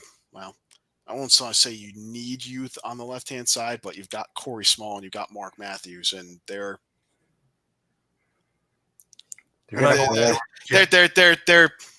just on the other side of the summit of the mountain, I'd say. But they both have 2-year contracts, right? So they're not going anywhere for another couple but years. yeah, but you could grow Ty Thompson with Dan Craig, who's a younger guy. Mm-hmm. Yeah, for sure. I just think Ty Thompson's game yeah. work with what they have there. He would work great with a Josh Dahlwick. He would work really, really, really well with a healthy Tom Schreiber as well.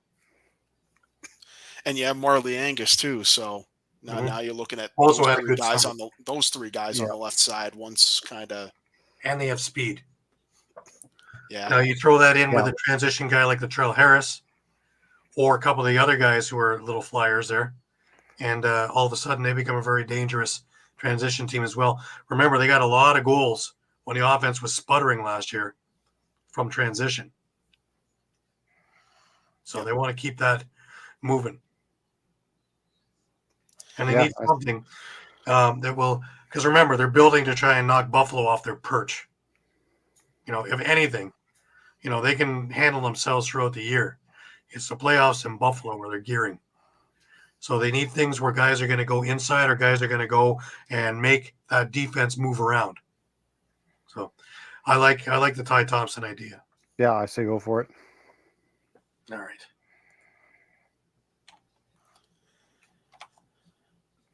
And that's the end of round 1. All right. We move into round 2 and Colorado back in it. And now we can move with the Joey Caputo idea and take Brandon Goodwin. And if Caputo is still there, he's a good second banana, a good second choice to it. I mean, I'm good with that. Yeah. All right. I just think that they're not really looking at the defensive idea. And I think this one makes most sense. Okay. So we go to Vegas.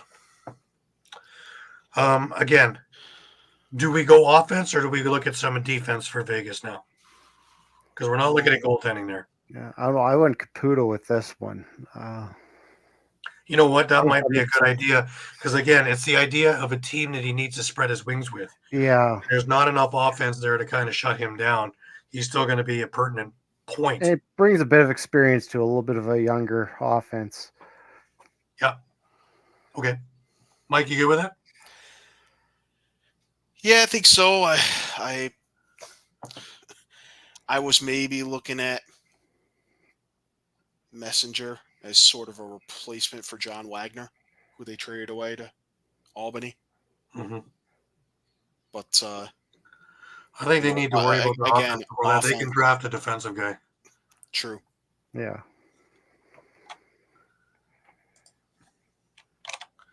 All right, Philadelphia. We're back to defense, and lo and behold, we have a lot of defense left. Yeah, this is probably where I'd go, like Messenger or Burton, I think. I like Messenger there, actually. Yeah. Because I think he's got a little bit more gumption, and I think he's got a little more experience to help. And I think he would be more of a Pat McCready kind of guy. Yeah, I mean, so let me ask, what do you think? We've talked about maybe some of the things that Philly is lacking with their defense, and we kind of kept circling back to the idea of they need an identity. Mm-hmm. It's like you've got some big guys that are physical. You've got some guys who can run transition. You've got some guys who, can move the ball around, who are good loose ball guys. But it just doesn't seem like the Wings defense had an identity. It was kind of like, hey, you got to pick one here. What do you think Pat McCready is going to give for an identity for this defense? Honestly, I think they're going to use Scott Dominy a lot different than they did. That's more of a McCready style. So you're going to run and gun more because I don't didn't, despite having speedy guys like Dominy, like Ryan Wagner, like Alex Pace, like Mitchell Armstrong, who's all of 19 years old. But I won't argue. Messenger Messenger fits that mold. He's got speed. Mm-hmm. He can move the ball in transition. I just think he's the right fit for that team. And he's the right fit for that city. 100%. Yeah. All right. I mean, that's enough to convince me. So.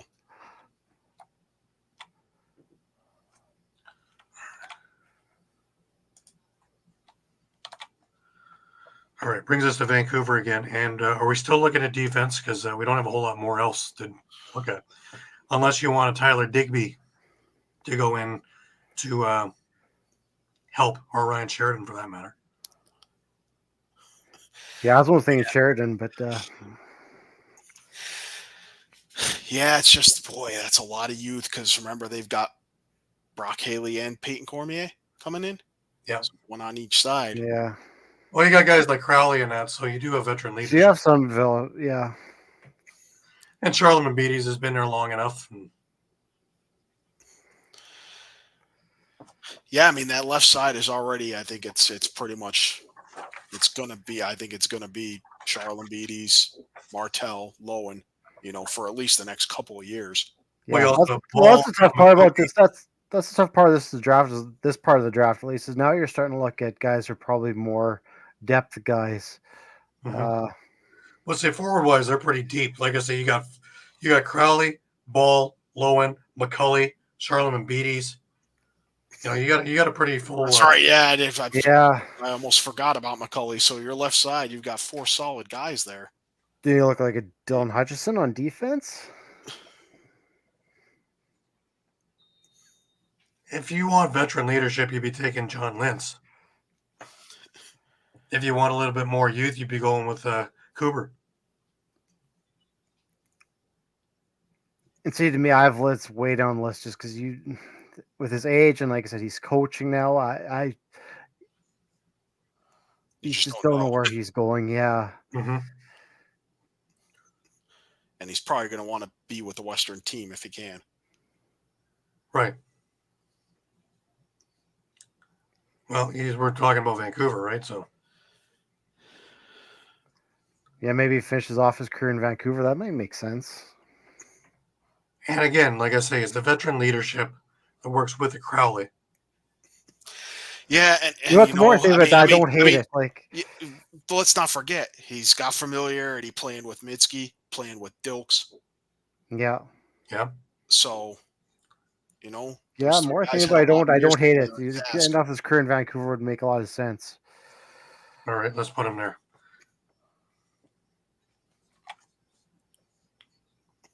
And it's more mentorship for Bauer, For the young guys, for Owen yes. Yeah, Grant, guys, yeah. for It's just a Brady year or Lady. two, and that's it. Because again, they can draft, right? They're Yep. pretty good on the draft list that they can draft, and you do have enough other bodies coming in. So yeah, I think that's a good move. Calgary, where are we going with them now? We already got we got a goalie already. Dude, transition face-off. I always feel like they could use some help on offense, but Well, Who's taking face-offs for him right now? Courier's gone. Simpson's gone. they bring back Burton. Do we know that Inacio is their guy? They don't have Chris Woolman anymore either. I think he's with Vancouver now. right. And Vancouver went and signed Stathakis. Plus, they have Hamer Jackson. So there's going to be a huge They already didn't have much face-off offense to start with, right? So competition in Vancouver. I'm thinking actually a Tyler Digby because I don't think that they have that much offense to go with just. I was thinking Sheridan. I don't know if they want to bring Digby back, but again, you're like a former. You bring him back. True. Former Roughneck. I think you got to go with Sheridan. Yeah. Okay.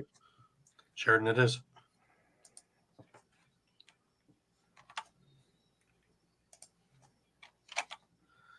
All right, Saskatchewan.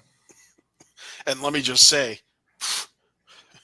just looking at it right now, Calgary's winning this dispersal draft. More so than Colorado or Philly.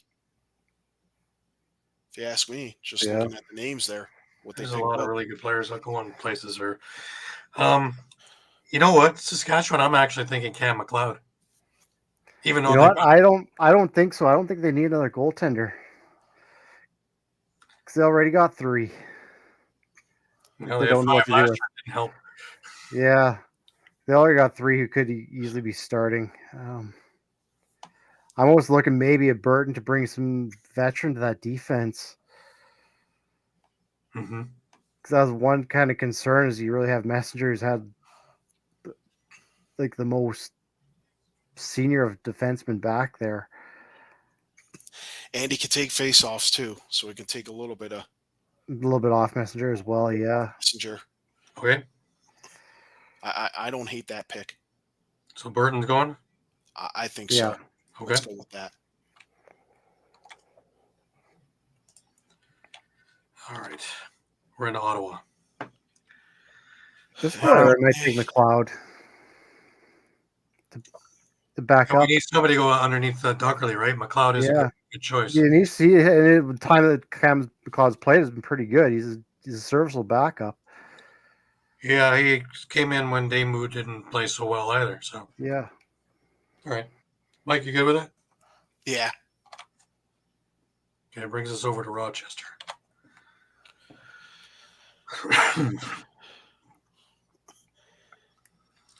And again, I don't think going young is going to help. You know, Hutchison is a good defenseman. Is that, or if you're looking for, I'm not looking at offense in that team. So I'm stuck with one of these four guys to go there. Hutchison or I say Kuber would fit in better than the other two. Yeah. I maybe lean Hutchison just Hutchison, for yeah. just because he needs I think the thing that hurts Kuber right now is just that he didn't play at all last year. He was injured. So I think he was on their PUP list all year. Right. Okay, we move over to Halifax. Again, we're still looking. Ronan Push did take face-offs for Panther City here and there.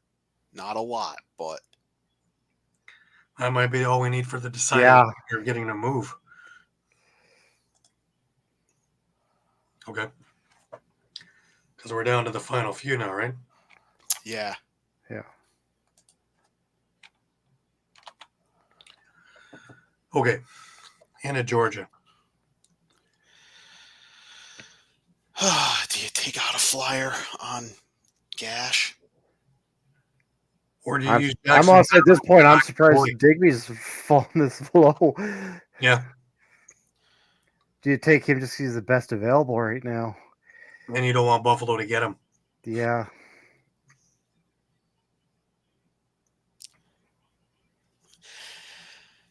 Because yeah, one way or the other, Buffalo is getting their offense could stand to be a little more physical. I mean, their offense is a little more finesse based. Even for that off-ball stuff, set some picks. Mm-hmm. By being that bigger body, yeah. Yeah, can't hurt setting picks for Lyle Thompson, Brendan No. Ballberry. Right. Shane Jackson. I'm convinced then that Buffalo takes Liam Osborne. Yeah. I just don't see them taking. They don't need anything on defense, so yeah, they'd have to take.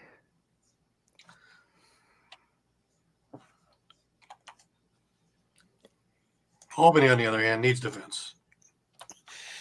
Yeah, but you know what? Oh, well, maybe not. I was going to suggest Jackson Brown because they traded Justin Getty to Vegas.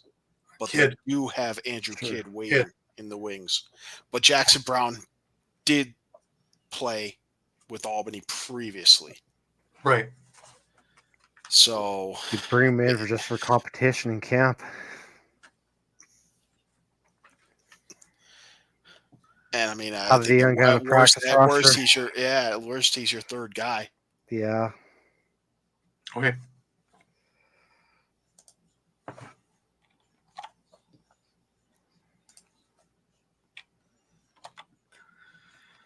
Okay. San Diego. Which defensive guy are they grabbing?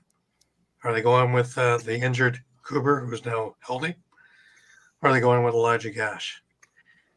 Now, if we were doing it the way we think it should be going, they'd be taking Kuber and Gash to be going to Toronto, right? Probably. I mean, I'm fine with that. I almost feel like it's 6 of one, half a dozen of the other. In this one, right? Once you get into these picks, it's just because I don't think either of them are going to either team, to tell you the truth.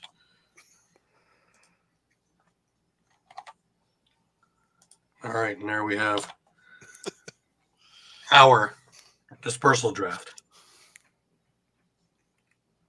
Not bad, guys. Yeah. I was ready to cue the Price is Right, losing the game music. Boom, boom, boom. That's all of us losing Panther City. No.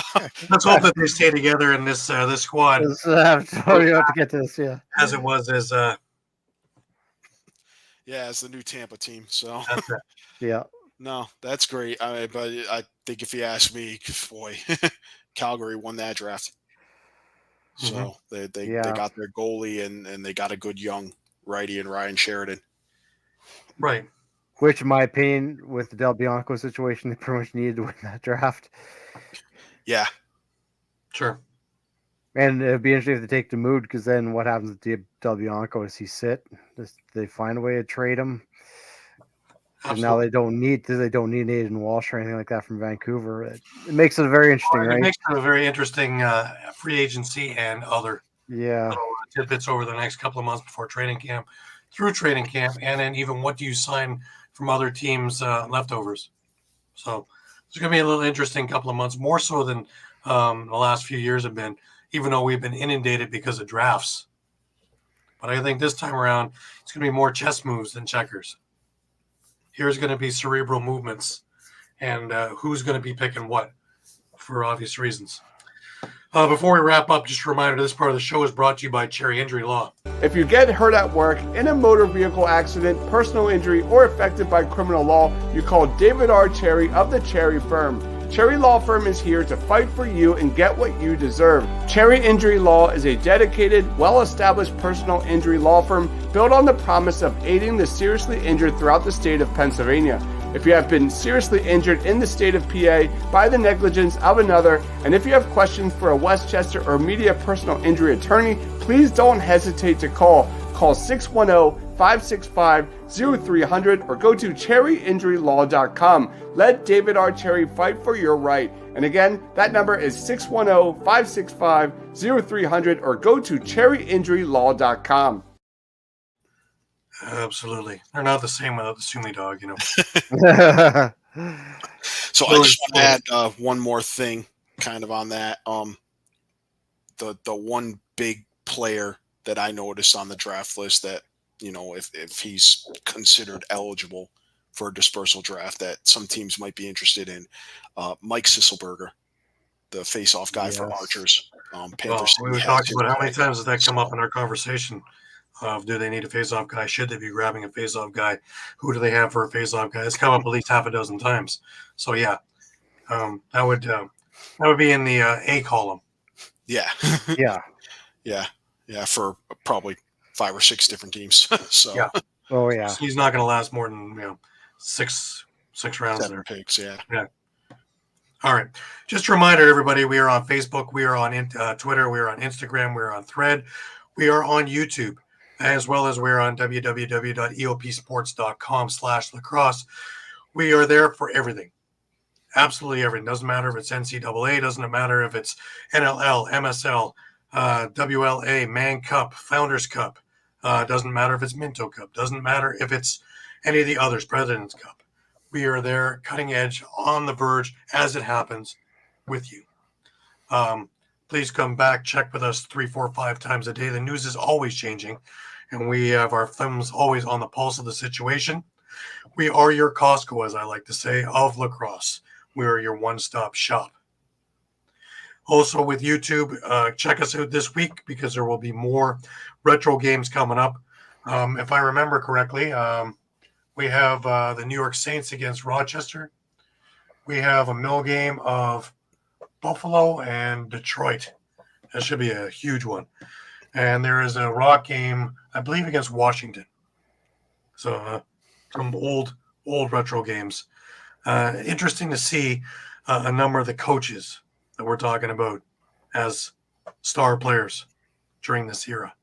So it's always fun to watch that. And it's always great to show the younger folk or the newer folk to see some of the where the game came from to where it is now, and seeing some of the different styles and seeing how much more physical it was way back.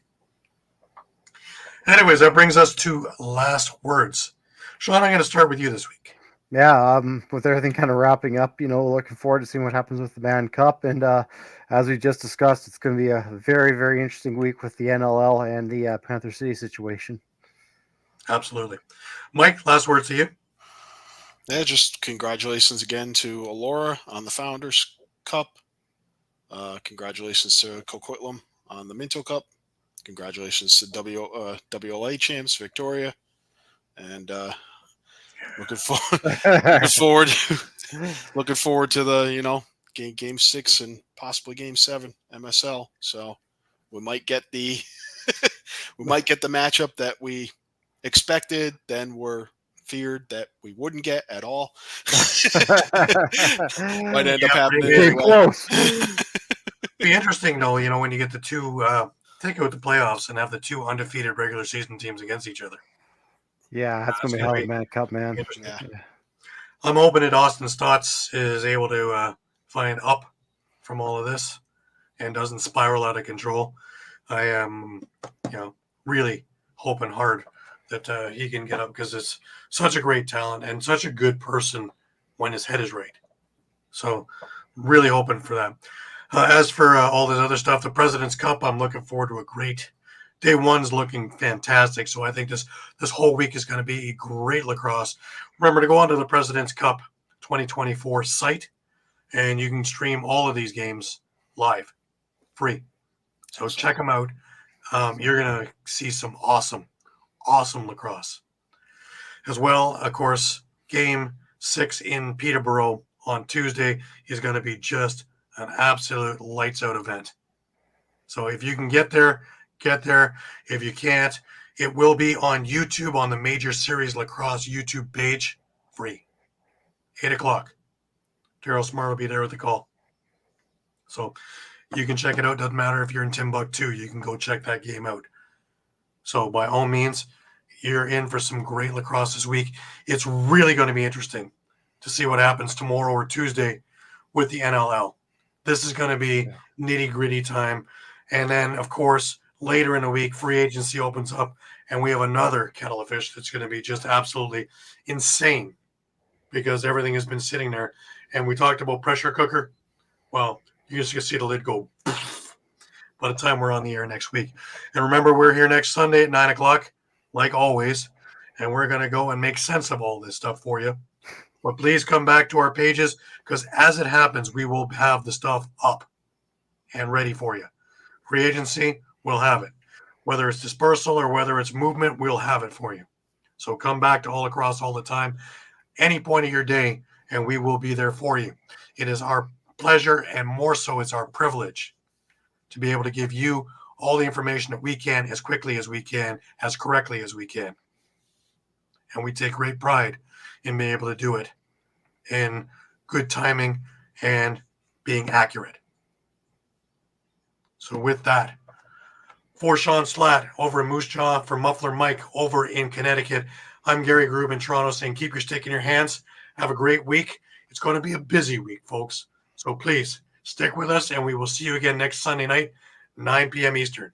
Until then, have a great week.